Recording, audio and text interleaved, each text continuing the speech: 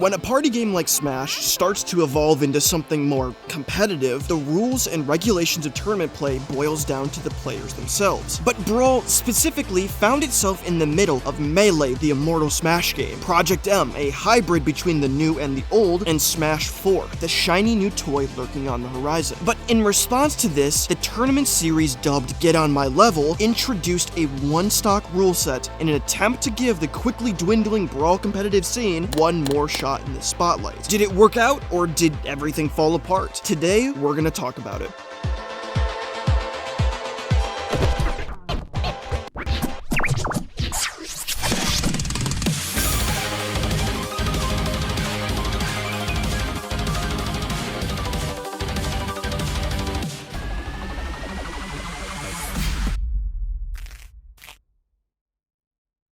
In 2013, every Smash game had more or less trickled down to a comfortable position in the platform fighter's atmosphere. You had Melee, like I said in the intro, the immortal Smash game that had seemingly died and been reborn countless times. You had Smash 64 with a community all its own. Despite only having one legal stage, a small tight-knit community of players were optimizing combo strings, pushing the meta, and enjoying their favorite game. At this time, Brawl was doing actually pretty good. Apex 2013 in January of, 2013 seemed to promise a great year for Brawl. An absolutely nail-biting finish where a player using ZSS, who is 9th on the Brawl tier list, beat Smash legend Mewtwo King in an unprecedented upset. It was also one of the first times that a Brawl tournament had gotten mega traction online, and it was 2013, so that kind of thing didn't happen that often, especially for a niche inside of a niche like competitive Brawl. Meanwhile, Melee had been dominating tournament broadcasts for several years at this point. That being said, it's difficult to really pinpoint the popularities of games like Melee or Brawl at this specific point in time. But Melee was popular enough that an entire talented team of developers and modders came together to develop Project M, which in essence was what if we turned Brawl into Melee. I, myself, actively competed in PM during this time frame. Something of this scale and polish was undoubtedly appealing to Brawl players. But that being said, there was absolutely still a scene for Brawl. It was fairly active still as far as Brawl locals would go, but Project M seemed to bridge that insurmountable gap between Brawl and Melee. It had tons of quality of life fixes and changes that made the engine feel significantly more responsive and workable in the hands of somebody who didn't quite have the technical proficiency that Melee demanded, but still rewarded those that did all the same. It also had hardware working in its favor. All you needed in order to launch Project M was a Nintendo Wii and an SD card that had the game saved on it. In fact, you could play Brawl completely normally in a setup with a Project M SD card. There was absolutely zero modding for the physical Wii console involved in order to boot and launch PM. Once the SD card was in the Wii, you simply navigated to the Stage Builder section in Vanilla Brawl and the code would execute, launching Project M. Back then, it felt like magic. And since the Wii was both A, owned by every household in the entirety of North America, and B, actively used in Melee tournaments as well, since the Wii can natively run GameCube games, regardless of what Smash tournament you were at or what game you were playing, with a simple SD card or disc swap, you could play all three games on one console. So Project M soared in popularity basically overnight, due to how easy it was to run. Locals would very commonly have it, which spread to regionals and soon even majors. This, although beneficial for the greater Smash scene, and please take this with a grain of salt because I lived through this but don't have any actual hard numbers for it, it seemed to really have way more players take the bridge from Brawl to PM to Melee than from Melee to PM to Brawl. As the year went on, numbers were dwindling a bit, Melee and PM players were increasingly critical and ruthless against Brawl players, but everything changed in the summer of 2013 when the trailer for Super Smash Bros. For Wii U 3DS dropped. The trailer featured a brand new character, Villager from Animal Crossing, brandishing a letter before skittering off into the distance. But the implications of this on the greater competitive Smash scene were no small things. At this point in Smash history, there was a shift. Melee had long solidified itself as, let's be real, basically its own franchise entirely. It was pretty clear that Smaforsh was not going to detract from the Melee scene basically at all. Project M emulated Melee and was the first competitive Smash game to get balance patches, which naturally kept that meta going forward, so Brawl was starting to feel the pressure. In a seemingly last-ditch effort to keep Brawl alive during the final stretch to Smash 4, a brand new tournament called Get On My Level shook everything by implementing a rule set that had only been practiced in locals few and far between.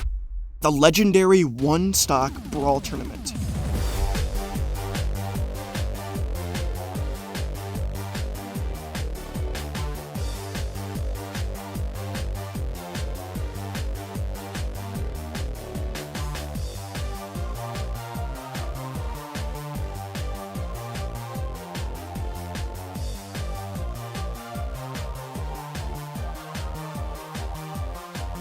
You see, Smash 64 ran 5 stock tournaments. Famously, every character in that game has a touch of death where you can wipe entire stocks in one interaction. Melee, with a slightly more nuanced neutral game and the potential for just as deadly combos, ran 4 stocks. Brawl, however, ran 3 stock tournaments, which is really funny because Smaforsh ran 2 stock tournaments, so we literally went 5-4-3-2 and then Ultimate ruined it, but Brawl's 3 stocks seem to work well enough. Brawl as a game has a neutral that is slower and more methodical than Melee's is. You have more time to think, more time to process, and less of a dependence on execution. Don't get me wrong, technical skill was and is important, but matchup knowledge and conditioning were more important than memorizing edgeguarding flowcharts and their variations. Each game has their own shtick, and Brawl's was just slower. And although people like me, who at the time really enjoyed this slower Smash experience, all flocked to Brawl, it was hard to convince casual spectators and viewers that the game had fast nuances like it did, because compared to Melee, the viewers who only understood Smash at just the surface level really seemed to gravitate much more towards person pressing lots of buttons fast, which even as someone who loves Brawl as much as I do, I totally get the appeal. But this new experimental format, one stock best of 5 with 3 minutes on the timer, was an attempt to streamline, or microdose if you would, a Brawl experience. Instead of a spectator committing to an entire up to 8-minute match, you could watch Hungrybox bait a Meta Knight with every single DDD midair jump just to land and gank a kill with a shield poke up tilt. You could watch Mango hit a single up air against some random ZSS and have the commentators pop off like he just zeroed to death Armada. Mango's showing some stuff. But best of all, if this was happening, you'd only have to sit through at most 3 minutes of it. And every game with the Ice Climbers or a circle camping Meta Knight would be self-contained to one stock instead of a snowball effect over the course of 3. And that was really the true beauty of the one stock rule set. Not only were the vibes different and more tense for the players since every game was a last stock situation, you, as a spectator, would also feel those tensions, as every Icy's chain grab was an entire game in the books, or one small mistake off stage would end it all. It was exciting. One thing to note that I found extremely funny while looking through the rule sets was that the ledge grab limit, or the amount of times you can re-grab the ledge after grabbing it once via recovery, was 8. You could only re-grab the ledge 8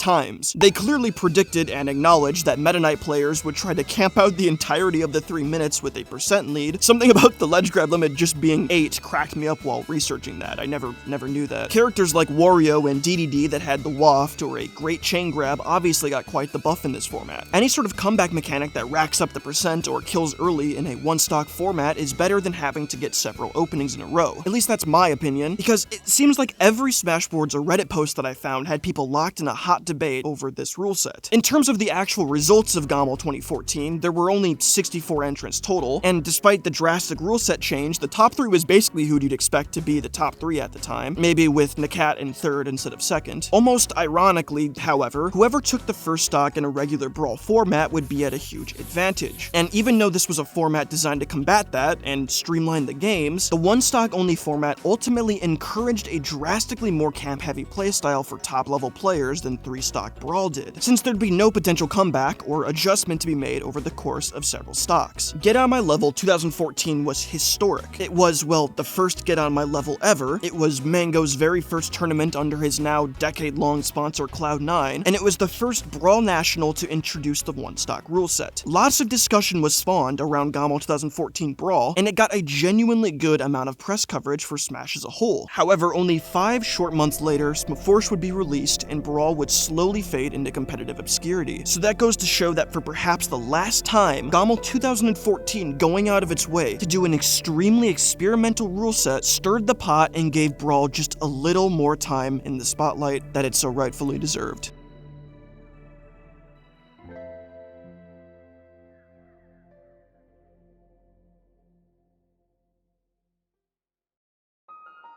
Thanks for watching. Please consider subscribing to my Patreon if you'd like to directly support me, and otherwise like this video and subscribe to the channel. As always, a lot more coming soon. Scunch out!